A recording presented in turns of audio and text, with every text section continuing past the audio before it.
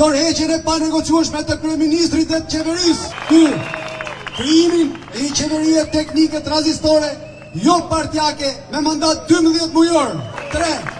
Ndryshime kushtetuese, ku të gjithë shtetasit shqiptar të jenë të barabartë para ligjit, si dhe miratimin e saj me referendum popullor, duke përfshirë në të tjera ndryshimin e kodit zgjedhor, ndryshimin e ligjit për financimin e partive politike dhe organizatave të ndryshme, kufizimin e ushtrimit të detyrës së kryeministrit në jo më shumë se 2 mandate, të plota ose të pjeshme, gjatë gjithë jetës politike të një individi.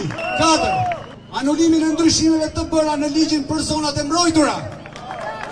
Anulimin e ndryshimeve të bëra në ligjin për trashëgiminë kulturore. Shfuqizimin e paketës ligjore të njohur si paketa e maleve.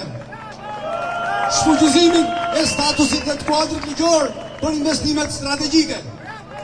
5. Një kontratë re sociale mes qytetarëve dhe shtetit, e cila do të përpilohet pas konsultimit me intelektual, ekspert teknik dhe qytetar apartjak, të propozuar nga sheshi i protestës.